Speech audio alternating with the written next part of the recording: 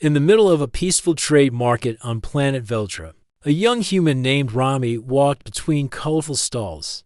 It was his first time on another world. His heart was full of excitement. His planet, Earth, had just joined the United Galactic Union, and he had been chosen as one of the first trade helpers to learn and share with other species. The Veltra market was busy.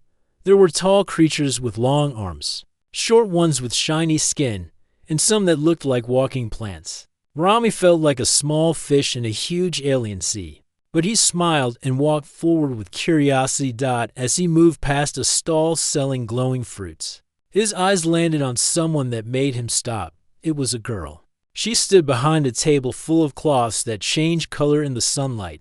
Her skin was soft lavender, and her hair was thick, black, and tied in a loose braid.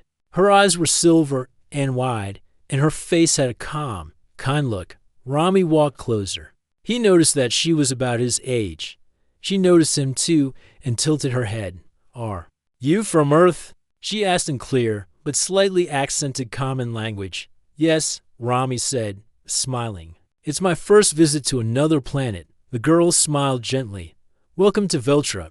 I'm Lyra." Rami thought her name was nice and easy. He introduced himself, and they shook hands, a gesture that made a few nearby aliens stare in surprise. "What are these?" Rami pointed at the cloths. "They are spirit fabric. They respond to mood and sunlight. They are used in dresses and home art," Lyra explained as she held one up. It turned from blue to green, then back to blue. Rami reached out to feel the smooth texture. The cloth felt like warm water and silk at the same time. "It's beautiful," Rami said, then added with a light laugh, "but not as nice as your smile." Lyra looked at him with surprise, then laughed softly. "You speak very openly, human." "Well," Rami replied with a small shrug, "on Earth, we often say what we feel." Lyra gave him another gentle smile. "That may get you into trouble." Here, they talked more. Rami asked questions about Veltra's people, food, and skies. Lyra shared stories of floating gardens and music that could make trees bloom faster. Rami listened with great interest as they were speaking. Rami noticed something. Many Veltrans walked around them, but a few stared. One tall Veltra male with sharp golden eyes seemed especially focused on them. He wore dark armor with silver lines and stood near the edge of the market, arms crossed. "Who's that?" Rami asked in a low voice. Lyra followed his gaze. Her smile faded. "That's my father." Rami felt a little nervous. "He doesn't look too happy. He is a guard commander," she explained. "He thinks humans are not yet ready for close friendships." Rami laughed awkwardly. "Then I guess I picked the wrong stall." Lyra shook her head. "No, you picked the right one. But maybe we talk more after sunset. He watches during market hours." Rami nodded. "All right, I'll come back. Just..." As he turned to leave, he paused and said with a grin, "You know, Lyra, your outfit suits you. It glows with the same soft light as your..." He stopped himself and smiled politely. "Well, it suits you." Lyra tilted her head. "You were going to say something else." Rami tried to cover his words. No, just being friendly." She stepped closer and said softly, "I understand Earth compliments now. Thank you." From the corner of his eye, Rami saw the tall armored figure take a step forward. "I think I'll go before I cause a war," Rami joked. Lyra smiled again. "Come back later. I will be here." As Rami walked away, his heart felt light. He didn't expect to meet someone so kind and interesting on his first visit to another world. But at the same time, a cold shiver ran down his back when he remembered the golden-eyed stare of Lyra's father. He had not said a word, but his silence had spoken loudly. That night, Rami returned to his assigned room in the Earth guest hall. The stars outside were brighter than on Earth, and small moons glowed in the sky. He sat by the window, thinking about the girl with silver eyes and the warning look of her father. Rami knew the Union wanted peace and learning, but peace between worlds could still be fragile. And maybe, just maybe, a smile or a kind word could shake more than just hearts. It could stir questions, doubts, even fear. He told himself to be careful, but deep inside, he was already hoping for another chance to speak with Lyra. Tomorrow would come, and he knew he would return to that same stall, to that same smile, but he also knew so would her father. The next day, Rami woke early. He could not stop thinking about Lyra. Her smile stayed in his mind like a warm light. He also remembered the strong stare of her father. Still, he told himself not to be afraid. He was a guest on Veltra, not an enemy. After breakfast, Rami walked through the streets of the Veltran city. The buildings were smooth and round, made of shining stone that changed color with the sun. Creatures of many kinds moved along the paths, floating platforms, and skywalks. When he reached the market, it was already busy. The smell of fruit, oils, and baked roots filled the air.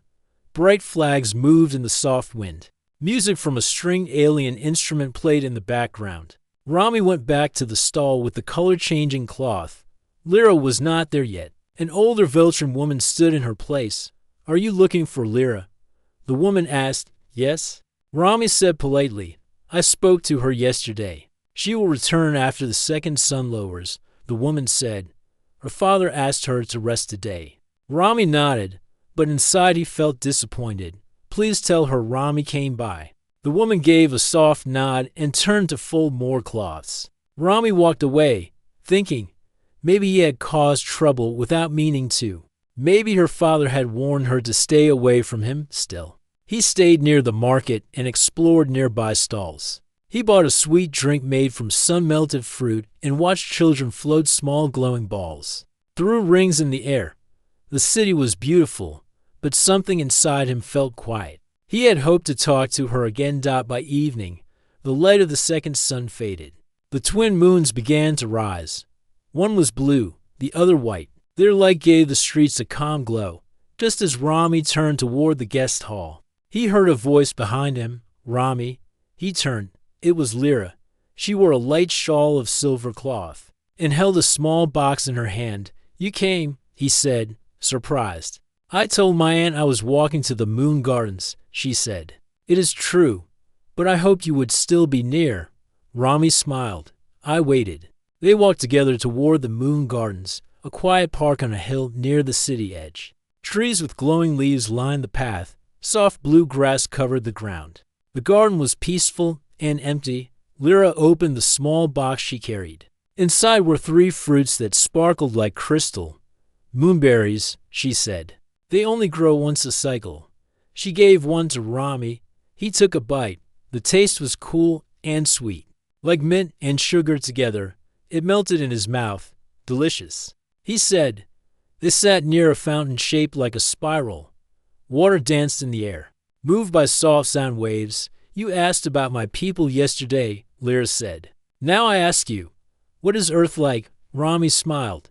"It's noisy, it's crowded, but it's home. We have oceans and forests and cities that never sleep. Do your people love stars?" "Yes," Rami said, "but we only watch them. Now, we finally travel among them." Lyra looked up.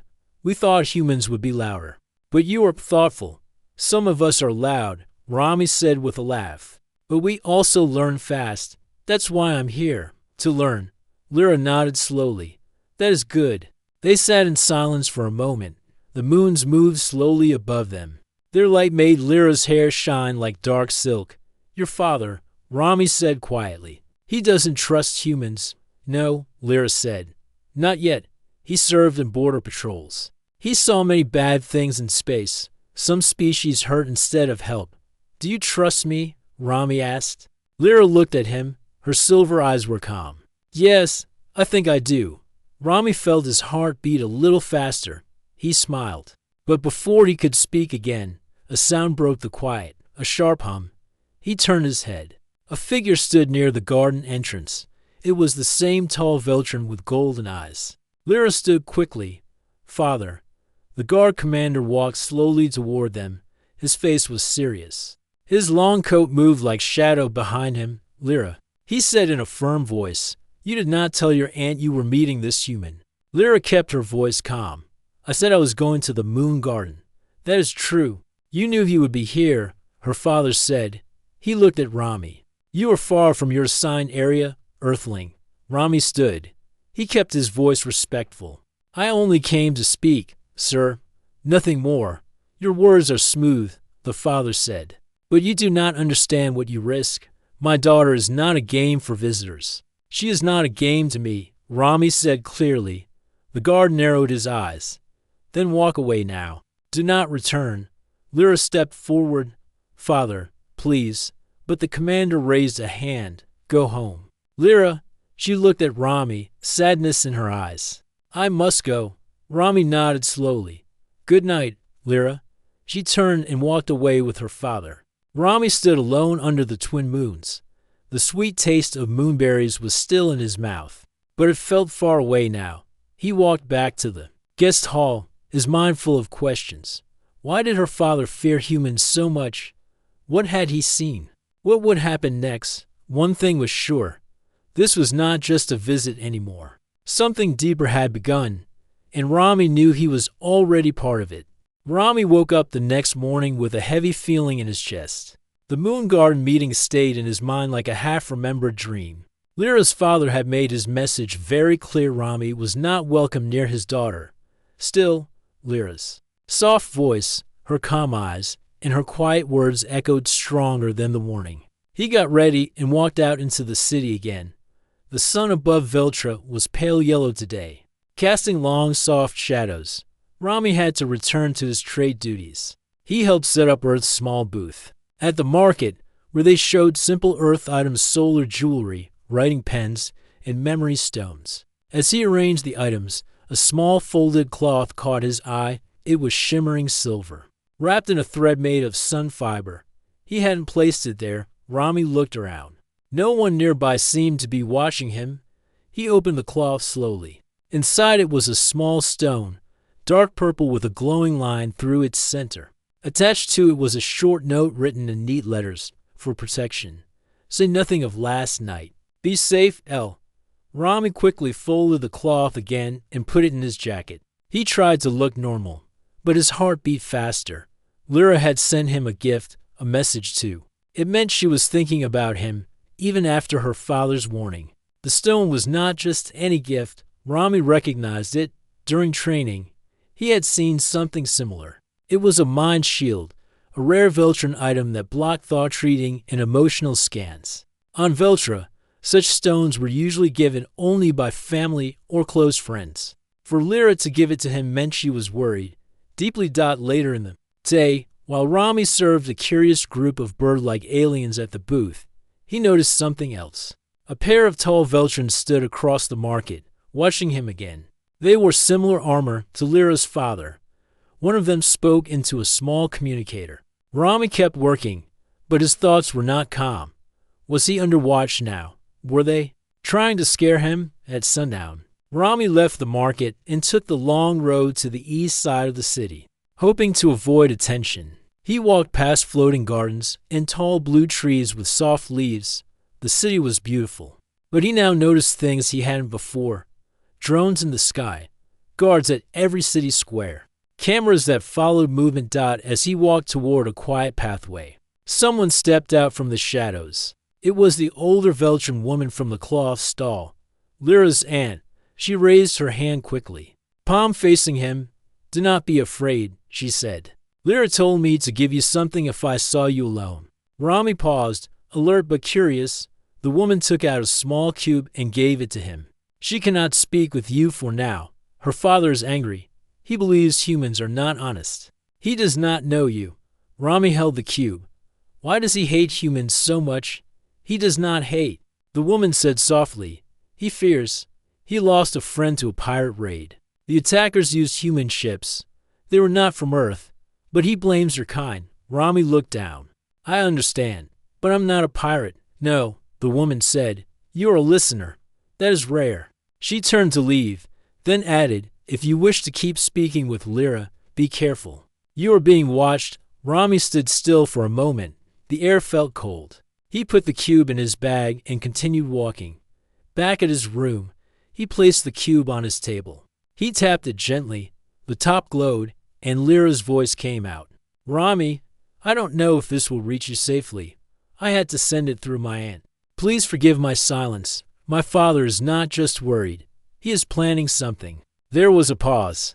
He says Earth is moving too fast. He says humans want to grow before they understand. I tried to speak for you, but he would not listen. He believes there are secrets Earth must not learn yet. Her voice lowered. I heard him speaking with other commanders. They talked about ending the human trade mission early, quietly. You may be sent home in a few days. Rami leaned closer, listening carefully. But I don't want that to happen. You are kind, you ask. Not take. That matters. So please, be careful. And don't forget me. The cube shut off. Rami sat back in his chair. His mind raced. This was bigger than a simple warning now. Something political was happening. And he had been pulled into it. If what Lyra said was true, Earth's mission could end before it even started. That meant no more travel, no more peace talks, no more shared learning. It would push Earth back into the shadows of the galaxy. And it would mean he would never see Lyra again. He opened the drawer and placed both the shield stone and the cube inside. He locked it. Then he looked out the window at the twin moons rising once more. The same calm blue and soft white filled the sky. Somewhere out there, Lyra was watching them too. Rami knew one thing now. He couldn't just walk away. He had to find the truth. He had to protect the mission. And maybe, just maybe, he had to change a father's mind before it was too late. Rami sat at the long table in the Earth guest hall, pretending to read from a screen. But his mind was somewhere else. The quiet room had only a few other human workers, all focused on their reports. A soft breeze came through the open window, but it did not cool the worry growing in his chest. He kept thinking about the message from Lyra. Her father and other commanders were planning to shut down the Earth mission. And worse, they were doing it quietly, without giving Earth a chance to speak or explain. Rami knew something had to be done, but he was just a junior helper, not a diplomat or leader. What could he do? Then an idea came. He stood up, walked to the hall's back room, and took out the communicator tablet Earth gave him. Each helper had one for daily reports, but it could also send private requests to senior staff. He opened a blank message and wrote, "Private, requesting meeting with Council Observer or Veltran contact. Possible urgent concern about future of Earth Veltra program. Please reply in person only." He sent it, closed the tablet, and left the room quietly. Later that evening, just before sunset, a soft knock came to Rami's door. He opened it and saw a short human woman wearing silver robes. Her eyes were sharp and alert. "I'm Mira," she said. "Council Observer. You sent the message." "Yes," Rami said. He stepped aside and let her in. He explained everything from his first meeting with Lyra to her father's warning, then the gift of the shield stone, and finally the cube message. Mira listened without interrupting. When he finished, she sat quietly for a moment. "You did the right thing," she said. "You're not in trouble. In fact, you might have saved something important. What should I do now?" Rami asked. "Stay calm. Act normal. I'll look into this myself," Mira said. "But I need one more thing." She took out a small cube recorder. "Can you let me copy the message Lyra sent you? If there is a real plan against Earth, we need her words." Rami hesitated but nodded. He brought out the message cube and gave it to her. She copied the file and returned it. "Thank you," Mira said. "You've done more than most would." As she left, Rami felt lighter, but only for a moment. He knew things were moving now, but he still didn't know which way. The next day, Rami went to the market as usual. He smiled at visitors and explained Earth items, but his eyes kept watching the crowd. The two guards from the day before were back again. They stood across the square, still and quiet, but their eyes followed him. Then, just before midday, he heard a soft voice beside him. "Rami." He turned. It was Lyra. She wore a plain green robe and kept her face low. "You shouldn't be here." Rami whispered, "Your father's guards are watching." "I know," she said, "but I needed to tell you something. My father has been called to a meeting tonight. I heard them say it is about closing the trade mission." Rami leaned closer. "Where's the meeting?" "Old tower near the West Garden. It's private. Only commanders and observers." Rami thought quickly. I need to find Mira. Who is that? Lyra asked. An Earth observer. She might be able to stop this. Lyra gave him something small, a folded map. This shows the tower. I must go now. She walked away before he could say thank you.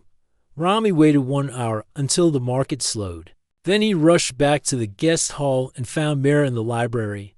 They're meeting tonight, he said, showing her the map. Lyra said it's a secret gathering. Mira studied the map and nodded. I've been waiting for this. I'll go. But I need you to come too. Me? Rami asked, surprised. Yes, she said. You're the link to all this. They may believe you if I bring you in. That night, Rami and Mira reached the tower just before the meeting began.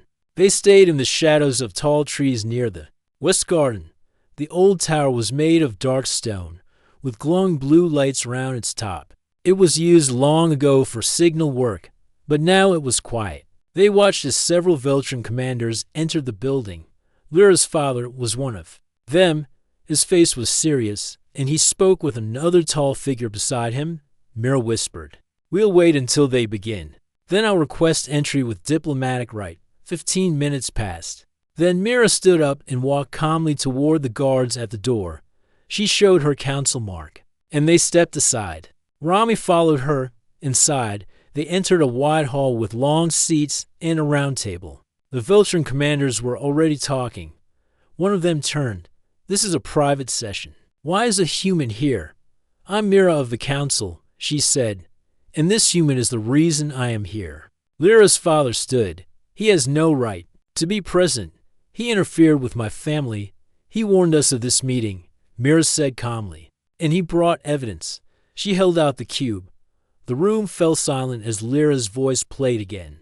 The message filled the hall.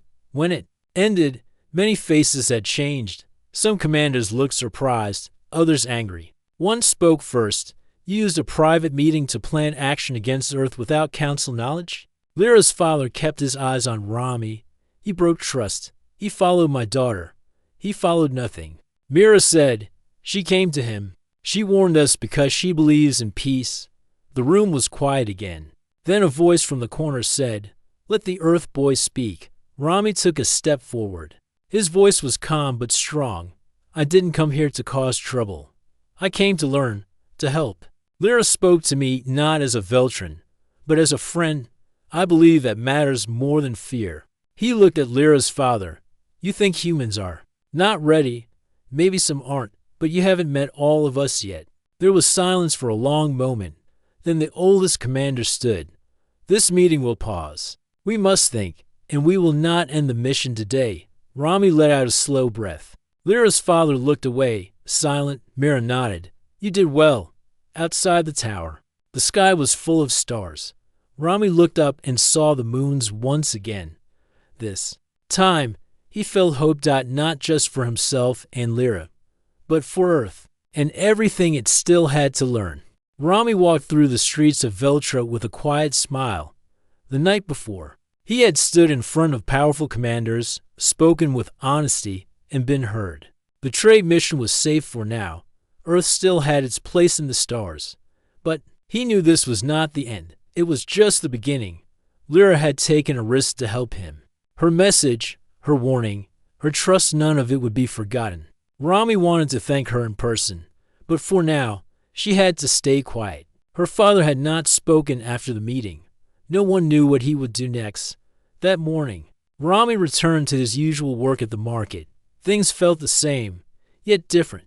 He could feel it in the way some Veltrans looked at him now, not as a stranger, but as someone who had earned a place. While arranging the Earth booth, he noticed a Veltran elder walking toward him. The elder wore white robes and carried a silver staff. His eyes were wise and calm. "You are the one who spoke at the tower?" the elder asked. Rami stood straight. "Yes, I am." The elder nodded slowly. "I am Vero, a speaker of the council. You spoke with truth and care. Many listened." Rami was surprised. "Thank you, sir." "Some still doubt Earth," Vero said. "But words are only the first step. Now we must see what actions follow." "I understand," Rami said. Vero looked at the items on the table. "Tomorrow, there will be a unity festival. It happens once every 5 years. Species gather to share music, food, and craft this year. Earth is invited to take part for the first time. Rami felt excitement rise. That's an honor. Vero gave a small smile. Prepare something. Show your world's heart. We will be watching. Then he walked away, his staff tapping gently on the stones. Rami turned back to the booth. Thinking fast, he had one day, one chance. He had to create something that showed Earth's spirit. Not power, not machines, but something deeper. Something that touched others. Later that evening, Mira visited him in the guest hall. I heard about the festival, she said. Do you have an idea? I'm thinking, Rami said. I want to show something honest, something real. She looked at him with interest. Not easy in one day. I don't need perfect, Rami replied. I just need true. He sat down with a small sketch pad and began drawing. First, he made the outline of Earth's blue and green surface. Then he drew hands, one human, one alien reaching toward each other. Round them, he drew stars, moons, and light. He stared at it for a while, then began writing short lines beneath it. Mira looked over his shoulder. What is that? She asked. A poem, Rami said. It's a message, something we call spoken art on Earth. He read it out loud, from soil and stone. We rise and fall, we search the skies and dream of all we come with hands. Not swords or flame, we ask your name. And give our name, we do not know all stars above, but we still offer trust and love. Mira nodded slowly. Simple, but honest. Rami smiled. That's what I want. The next day came quickly. The Unity Festival was held in a great open garden outside the city. Tall trees formed rings round the space. Floating lights moved in the air. Tents and stalls were arranged in circles, each from a different world. The air was full of music, laughter, and the smell of strange and wonderful foods. The Earth team set up their own small corner. Rami placed his drawing on a tall board and hung small flags around it. He wrote the poem in many languages, including the common tongue. As people passed, many stopped to read. Some touched the board gently, others stood silently for long minutes. One Viltran child looked up and said, Is this about us? Rami smiled. Yes, it's about all of us. Double quotes. Soon more visitors came, tall beings from the cloud cities, short ones with crystal skin, even a group of scholars from the moon of Delyar. Rami answered their questions with patience. He explained Earth's love for stories, art, music, and hope. He spoke not just for himself, but for every person who ever looked at the stars and wondered. Then, just as he was finishing a sentence, he heard a familiar voice. You did this. He turned. It was Lyra. She wore soft robes of moon silk, and her silver eyes shone in the light. Her voice was quiet but full of emotion. I did, Rami said. I wanted to show what Earth truly is. Lyra stepped closer to the board, her eyes. Read the poem, line by line. When she finished, she looked at him.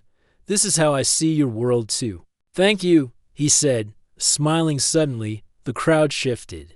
People made way as a tall figure stepped forward. It was her father, Commander Tha or N. He stood in front of the Earth board, staring at the drawing and the poem. Silence fell. Rami stood still, his hands behind his back. Tharn spoke at last. You are bold. I try to be honest, Rami replied. The commander looked at the poem again. You speak of trust, of love, of hands without swords, but words are easy. I know, Rami said. That's why I came here. Not just to speak, but to learn, to listen. Tharn's eyes moved to his daughter, then back to Rami. You did what many would not, he said. You faced fear with calm. That takes more than words. He stepped back and gave a short nod. The council will see this, and so will I. Then he turned and walked away. Lyra looked at Rami with surprise. That was not what I expected. Me either, Rami said. The festival continued with joy and color. But something had changed. Rami felt it in the way people spoke to him, how they smiled, how they asked questions not with doubt but with interest. That night, as the moons rose once again, Rami and Lyra stood side by side, watching the sky. You did more than speak today, Lyra said. You showed your truth. So did you, Rami replied. And for the first time, they stood together with no fear behind them. The sky above Veltra was bright again as the airship returned. Sunlight broke through the clouds. The green city below looked calm and peaceful. But Rami knew now that peace was something people had to protect. It was not just given, it was earned. Commander Thorne stood near the ship's front window, quiet but alert. He hadn't spoken much since they found the strange black device at the broken station. The mission had not ended with a fight, but it had revealed something important. Someone, somewhere, wanted silence between worlds. Inside the ship, Rami sat near Lena, the human tech who had helped find the hidden device. She looked worried. That signal blocker wasn't made by humans or Veltrans, she said. Rami nodded. Someone else placed it there. But who? I don't know, she replied. But this means Earth and Veltra must stay strong together. Rami looked outside the window again. And trust each other more than before. When the ship landed, a small group of council members waited. Mira was there, along with other Veltrans and humans. They listened as Tharn told the full story. He showed the small black device and explained how it blocked the station's signal. He said the station had been attacked but left empty on purpose. Rami watched the council's faces. Some looked worried, others looked thoughtful. One of them, a tall Veltran named Soren, finally spoke. We must ask why. Why silence one of our own stations? Commander Thorne answered calmly. To break the link between our worlds. To stop the trust we are building. It was a warning. But who sent it? Mira asked. Thorne looked at her. We don't know yet.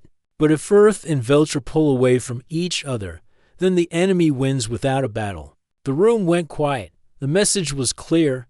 Later that evening, Rami walked through the garden paths of Veltra alone. He had not seen Lyra since the mission. He wanted to find her, but he also needed time to think. The more he learned, the more he realized how deep the challenge was.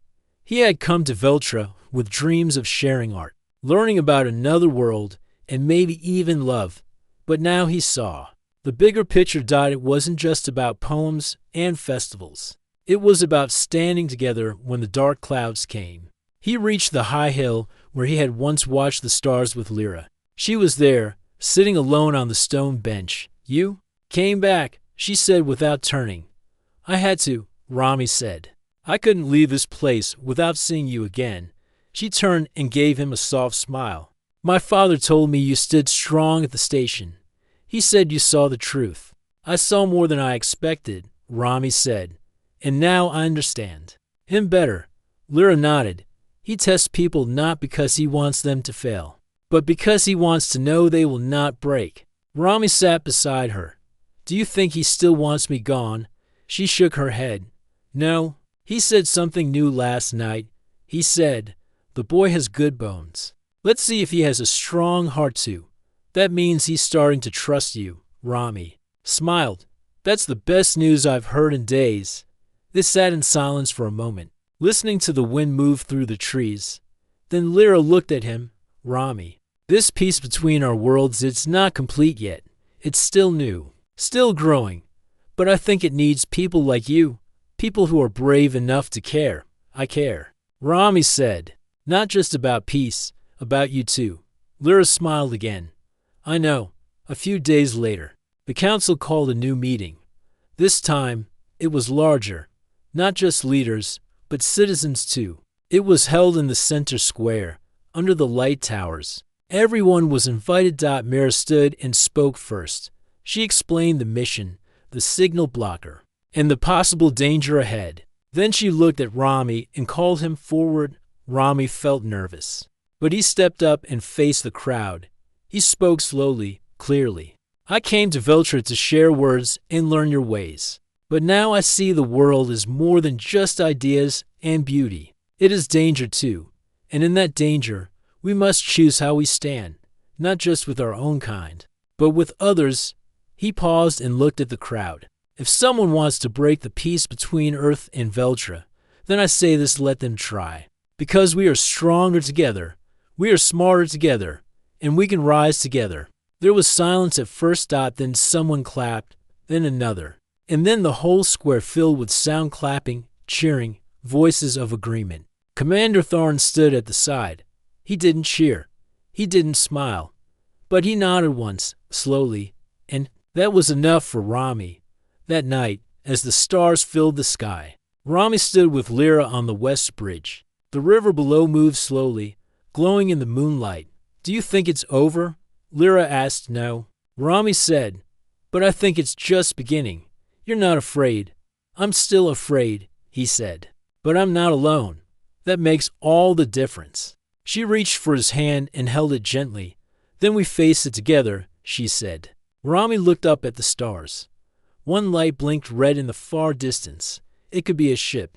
It could be something else. But for now, he didn't worry. He had found strength in himself, trust in a new world, and something even more powerful than both a reason to stay.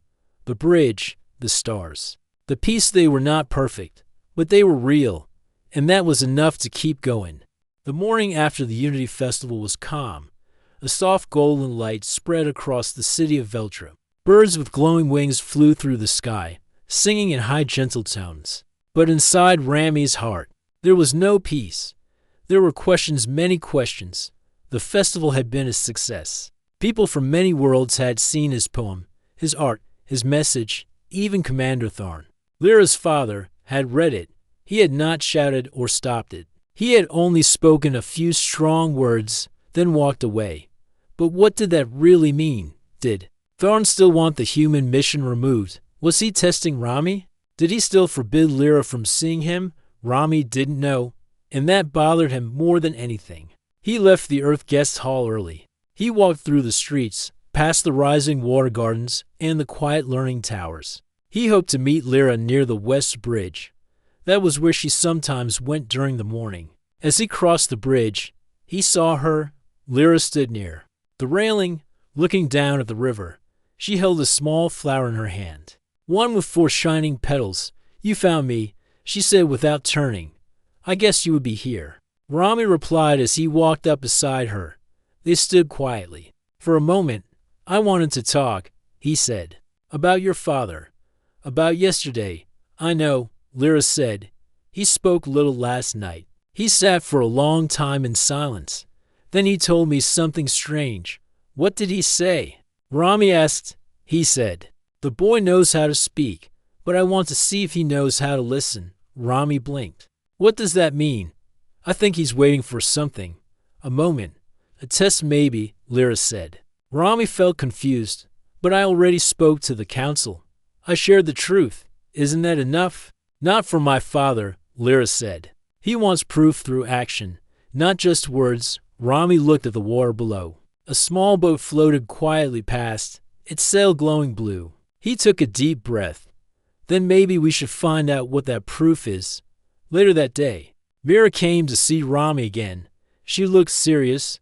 "There's new talk in the council," she said. "Some Veltran leaders want to take Earth workers on a field mission, a small team, something away from the city." "Why?" Rami asked. "They say it's a test of Earth's behavior, but they didn't say where or what kind of mission." Rami raised an eyebrow. "Do you think it's connected to Commander Thorne?" Mira nodded slowly. "I do. I want to be part of that team," Rami said quickly. "I thought you might," Mira replied. "I already placed your name." 2 days later, the mission was ready. A small Veltran airship waited on the edge of the forest city. It was smooth and wide, shaped like a bird. 4 humans were selected, along with 3 Veltran guides. Rami stood near the side, his bag on his shoulder. Commander Thorne arrived just before takeoff. He didn't speak much, just nodded at the pilot and then turned to Rami. "You want to learn," Thorne said. "Then come see what we face." "What kind of mission is this?" Rami asked. Thorne looked at the sky. "Not all worlds are peaceful. One of our old listening stations went dark. No message. No signal. We go to check." "Is it dangerous?" Rami asked. Thorne's golden eyes met his. "Everything is dangerous if you are not ready." Rami nodded. "I understand." The ship took off gently, lifting into the clouds. For hours, they flew over forests, rivers, and valleys of glowing rock. The sky turned darker as they moved farther from the city. Inside the ship, Rami sat across from a Viltran officer named Bellin. Bellin was quiet but not unfriendly. He showed Rami a map of the region. "This is where the signal was last strong," Bellin said, pointing to a red circle. "We call it the Gray Ridge. It's empty, wild, no towns, no stations close by. Was there any warning before the signal ended?" Rami asked. "No," Bellin said. "It just stopped when they reached the Gray Ridge." The ship began to shake gently. Wind outside had picked up, and the clouds were thick and dark. Rain fell in slow silver drops. The station came into view. It was a small dome with 3 tall antennas. The lights on the building were off. No movement. The pilot lowered the ship. Commander Thorne stood and spoke to the team. "We go down. To humans, to Veltrans, and myself. Stay close. Stay alert." Rami was chosen, along with a human tech named Lena. They followed Thorne and the others as they stepped out into the gray wind. The ground was soft and wet. Strange plants moved slowly as if breathing. The door of the station was open, broken from the inside. Rami felt cold. They entered carefully. The walls had marks, deep lines, like claws. Inside, the control screens were shattered. Wires hung from the ceiling. One light blinked weakly. "What happened here?" Lena whispered. Thorne didn't answer. He moved ahead, scanning the area. Suddenly, Bellin called out, "Over here." They all rushed over. A panel had been removed, and behind it was a small black sphere. It gave off a strange hum. "That's not Veltran tech," Lena said. "It's not human either," Rami added. Thorne stepped forward. "It's a signal blocker. Someone wanted the station silent." They all looked at each other. "This was not an accident," Bellin said. "Someone did this." Thorne turned to Rami. "Now do you see? There are powers out here that do not want peace. They do not care for friendship or trade. They only want control." Rami nodded slowly. "I see it now." Thorne looked at him with a steady gaze. "Words are easy, boy. But when trouble comes, who stands? Who listens? Who acts?" Rami didn't look away. "I will. I'm here." Thorne gave a small nod, the first real sign of respect. "Then let's clean this place and go home." That night, as the ship flew back toward the city, Rami sat near the window, thinking hard. The world was not just light and celebration. There were shadows too, dangers hidden behind smiles. But in those moments of fear, choices were made, and Rami had chosen to stand, to face the unknown. And maybe, just maybe, Commander Thorne had seen it.